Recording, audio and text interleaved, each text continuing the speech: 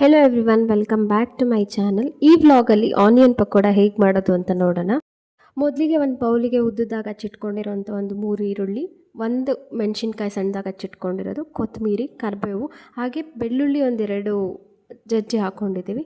ಒಂದು 1/4 ಸ್ಪೂನಷ್ಟು ಜೀರಿಗೆ, 1/4 ಸ್ಪೂನಷ್ಟು ಮೆಣಸಿನ ಪುಡಿ, 1/4 ಸ್ಪೂನಷ್ಟು ಗರಂ ಮಸಾಲ, 1/4 ಸ್ಪೂನಷ್ಟು ಅರಿಶಿನ ಪುಡಿ ಹಾಗೂ ರುಚಿಗೆ ತಕ್ಕಷ್ಟು ಉಪ್ಪು ಹಾಕಿ ಅದನ್ನು ಚೆನ್ನಾಗಿ ಮಿಕ್ಸ್ ಮಾಡ್ಕೊಳ್ಬೇಕು. ಮಸಾಲೆ ಎಲ್ಲ ಕರೆಕ್ಟಾಗಿ ಮಿಕ್ಸ್ ಆಗೋವರೆಗೂ ನೀಟಾಗಿ ಮಿಕ್ಸ್ ಮಾಡ್ಕೋಬೇಕು. ನಂತರ ಅದಕ್ಕೆ ಒಂದು 4ರಿಂದ 5 ಸ್ಪೂನಷ್ಟು ಕಡಲೆ ಹಿಟ್ಟನ್ನು ಹಾಕ್ಕೊಂಡು ಎಷ್ಟು ಬೇಕಾಗುತ್ತೆ ಅಷ್ಟು ನೋಡಿಕೊಂಡು ನಾವು ಕಡಲೆ ಹಸಿಟ್ಟನ್ನ ಆ್ಯಡ್ ಮಾಡ್ಕೊಬೇಕಾಗುತ್ತೆ.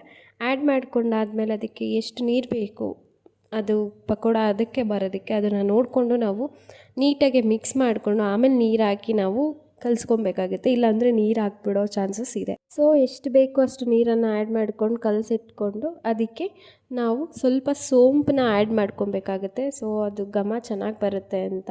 ನಂತರ ಅದನ್ನು ಕಲಿಸ್ಬಿಟ್ಟು ನೀಟಾಗಿ 5-10 ಮಿನಿಟ್ಸ್ ನೆನೆಯೋಕೆ ಇಡಬೇಕು.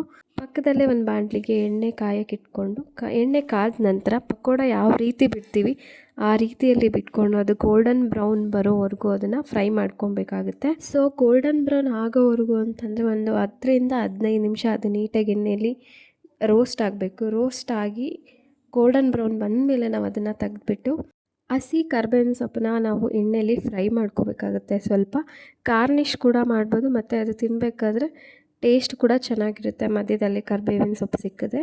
ಸೊ ಇದಾಗಿತ್ತು ಇವತ್ತಿನ ರೆಸಿಪಿ. ಈ ವ್ಲಾಗು ನಿಮ್ಗೆ ಇಷ್ಟ ಆಗಿದ್ದಲ್ಲಿ ಲೈಕ್ ಮಾಡಿ, ಶೇರ್ ಮಾಡಿ ಹಾಗೂ ನನ್ನ ಚಾನಲ್ನ ಸಬ್ಸ್ಕ್ರೈಬ್ ಮಾಡೋದಂತೂ ಮರಿಬೇಡಿ. Thank you for watching. See you all in the next vlog.